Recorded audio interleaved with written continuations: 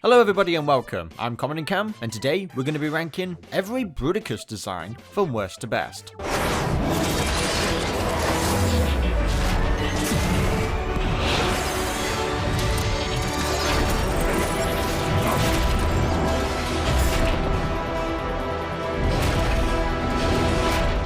Now Bruticus is one of my favourite combiners. I love the Combaticons and I just wish they appeared more in Transformers media. I will be covering all of the Combaticons someday, so don't worry.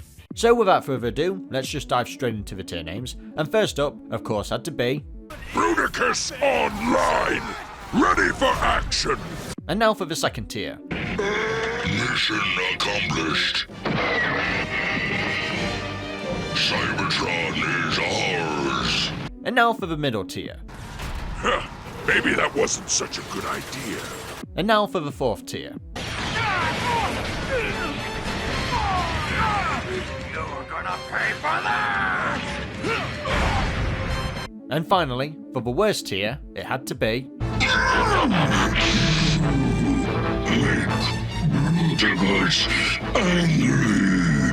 First up, we have Generation 1 Bruticus, and I love the team for the Combaticons. We have Onslaught, Blastoff, Vortex, Swindle, and Brawl. And I just love military stuff. When it comes to the Decepticons, and the Combaticons are just perfect. No knock on the Constructicons, it's just I think the military mashing together just works so well, and the result is one of my favourite combiners. I really do like this, and I think the toy is actually pretty good for the time.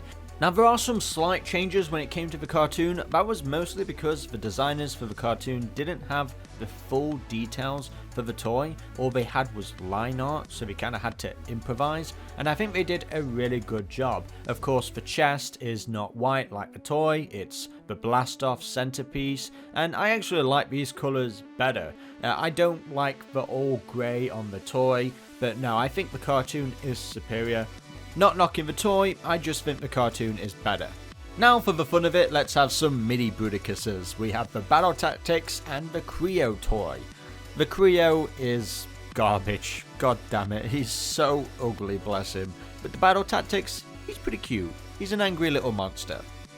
Famously, in Generation 2, the original Bruticus toy got a brand new makeover with these really loud colours, and to be honest, there is a charm to it. I do like it. Even for the Fall of Cybertron game, they would make it as a skin, which was pretty nice. I mean, I'm not really hating this because it's been so long since this came out, and it's just a little bit of a charm. Of course, it's not something I ever want to see in a cartoon, but still, regardless, I do like the purple splashed all over these bright colours. It's actually pretty neat. Next up, we have Bruticus the Predacon, the three-headed dog from Robots in Disguise. Yeah, this is ugly. This is disgusting. I'm lost for words. Yeah, this was clearly used to save the trademark. I mean, as a toy on its own, it's messy looking, it's dysfunctional, I don't like it. It looks more like a rejected Dark Souls boss than anything. This Predacon Bruticus would return in the Universe 2008 line, but this is just a simple redeco of the Cybertron Ultra Class Scourge, so yeah, there's nothing really else to say. It's just because that Scourge is a three-headed dragon, they just thought, alright, let's just bring back that Bruticus with a better looking toy. This was actually a Toys R Us exclusive. Doesn't really scream exclusive, but still. The next significant Bruticus would be in Energon with Bruticus Maximus. He is in the combined form of the Destruction Team, forming of Barricade, Blackout, Blight, Kickback, and Stormcloud. And I really do not like this design. The head is actually kind of cool, but besides from that, yeah, no, I think this is a bad mash of combinations. I don't like how small the chest is. I feel like it just needs to be bigger, and the arms and legs just look so off-putting, so wacky.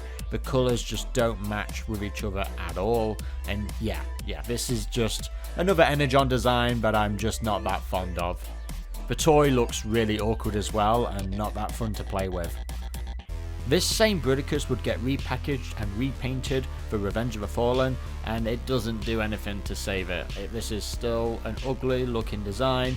The colours are an improvement, of course, But yeah, no, this is just something for the era, just something to repackage, and yeah, unfortunately the colours do not save this design. Returning to form at the very least is the Combiner Wars Bruticus, and okay, for the time, this was a much better improvement. We needed a brand new Bruticus at the time, and it does its best for that era. It is definitely outdated, and it will be nothing compared to the upcoming Bruticus in the Studio Series, well, the Power of the Primes line. So yeah, this is just not the best, but definitely a step up. And this same design would be used in the Earth Wars video game, looking a lot better, a lot cleaner, a little bit too thin in some areas, needs to be a little bit more bulky, but not bad. And this same toy would also get the G2 color treatment, which is just an added bonus for people who really like those G2 colors. But the Bruticus, that to me is the definitive version of a character that just perfected both the team, how they interacted with each other, and how they combined, would be the Fall of Cybertron Bruticus. This is just incredible. There are slight differences with the concept art and the actual in-game model, mostly around the chest area. Nothing too noticeable though that will take you out of it. The design is pretty much solid all around, and I just love this. I am obsessed, to the point where I painstakingly tracked down the Microblaze third-party set that upgrades that original toy, which was just abysmal. Terrible, such an injustice to that great design, but the Microblaze creation third-party came around and gave that upgrade, gave a better onslaught with extra added parts to all of the Combaticons, and just wow, I am so glad I own this in my collection. It was a lot of money, it was too much, but to me, I am happy because he looks brilliant, fantastic, along with the Gamer Edition and other Hylian Studio toys. Just incredible. And an added bonus is that, like I mentioned already, in the Fall of Cybertron game, if you got the game early, you were able to have the G2 colors in the campaign, which is a nice touch. Really nice of the game designers to just throw that little Easter egg in, and yeah, it looks cool. Not the greatest, but it's still cool. Now, it appears that Bruticus almost returned to television in the Transformers Robots in Disguise 2015 cartoon in the Combiner Force season, because we have this Hasbro Investor Event poster here, where we have Ultra B and also Bruticus looking very much like his Fall of Cybertron design. So it's like, what happened here? Because there is no toy of this, it's just artwork right there, you know, and it looks very much like FOC. So what happened? Did they just abandon going with Bruticus and decide to have Galvatronus instead with the Cyclonus storyline? So yeah, this is a mystery. This is literally just there. This is the only existence of having the Combaticon / Bruticus in RID 2015. So yeah, this is, don't know where it came from, like what it's a part of or what it was supposed to have been. So yeah, really kind of heartbreaking that we never got to see this on television. Now for our last Bruticus design, we have the Transformers Online Chinese game. So this is it, and looking very different in some areas. It's a hit or miss. I like some parts of it, and some parts I don't. I don't like those feet, very off-putting. The torso area is so drastically different from what we're used to, but I like the arms. The head design could have been better. This is probably the first design from the Transformers Online Chinese game that I don't really like, I'm not that hyped for. I think that's just because the Fall of Cybertron design is just so superior, it's really hard to top that. Now let's talk about some fan art, because I want to celebrate all the great fan art out there. And first up, one of my favourite artists, Mesopius, and this Bruticus design is just insane. Look at all the incredible detail. That head is so good. All of the Combaticons designs are just top notch. I love Onslaught and Brawl's build. Swindle and Vortex and Blastoff just look so great next to each other. Yeah, this is a really fantastic Bruticus design, of course, taking inspiration from that Fall of Cybertron design. And obviously, how could you not be inspired when you look at a great design like that and you create an even better design? Like, look at this, is just wow. Alright, next up we have Shanart, who went in a completely different direction, very similar to Bayverse, but it's inspired by Leatherback, and you can tell. I love Vortex's name is on the shoulder, and the fact that his propellers have become like claws is super cool. A very creative design for sure. I like the detail all over this. Yeah, this is very much leatherback inspired, and the face is just wow. Very terrifying, very scary. I love Blastoff's giant fist. Yeah, so I don't think we'll see this in the movies, but honestly, if we did, I'd be terrified and also kind of happy. Another one is by Spiky Arts, who, similar to what we've just seen with Shanart, except this one is just, wow, even more of a behemoth. It's a space shuttle, then you've got a jet, and then armored truck, and then the tank, and he's got that giant gun right beneath his stomach, which is, wow, kind of scary. And I love how he's got like mini little claws as well, like under that. This is genius, wow.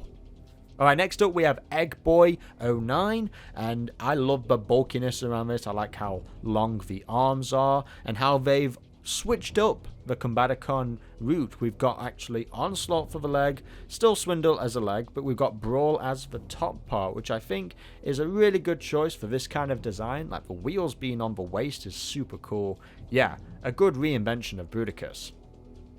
Alright, next up we have God of Creating, who has just taking it to a whole nother level. I like how we've got a size comparison here. The human is so small. Look at that tiny human. I would be running if I saw something like this. Wow, look at the propellers on the side, and then you've got Blastoff's giant jet wings up there, and giant ass cannons. Everything's giant. Everything is just incredible. Swindle and Brawl. Yeah, I'd want to stay away from those feet. They will crush you instantly. Yeah, and all this giganticness, and he's got such a small head. It's so perfect, so brilliant. I really do like this. Great job as always. Just impressive. Alright, next up we have Someone to Draw, who has also drastically changed the proportions with such long legs, long arms, and yet has a really good stylized torso. I really like that, and on the back as well you can see those wings sort of stretching out. The head is super small, but it really works. I just love the proportion shift around this. It's a really unique art style. You've got one arm longer than the other. A really good creative and stylistic choice you've made there, and the Decepticon or Combaticon like logo slapped on the front just really fits. The colors match so well with each other. Yeah, this is a combination of a lot of things, and I really like this artistic approach. Very good indeed. Next up we have Odysseus's design, and this is a great 3D model. I really like this. A lot more compact, a lot more like that Fall of Cybertron design, but taking a lot more creative liberties. I like that head design and the chest, of course being inspired by that original Generation 1 toy design instead of Blastoff taking over the chest like in the original G1 cartoon. Yeah, really good, really great proportion choices, really great 3D animation. You always do a good job of your 3D animations, and this is just a really impressive design. Keep up the fantastic work as always. Now for our next design we have Anti-100, arguably the most normal looking Bruticus we have on this list. And yeah, I like it. This is simple, this is cool, and very different as well, very gothic looking. I like this gothic looking Bruticus, and you've got all the accessories on the side as well. You know, there's propellers, and then you've got Blastoff's gun. Really nice looking. I like this animated-esque style, and yeah, really like that chest, really well proportioned, and that head design is really cool. Yeah, this is the gothic Bruticus. I'm gonna dub him as that. And there we have it guys, every Bruticus design ranked from worst to best.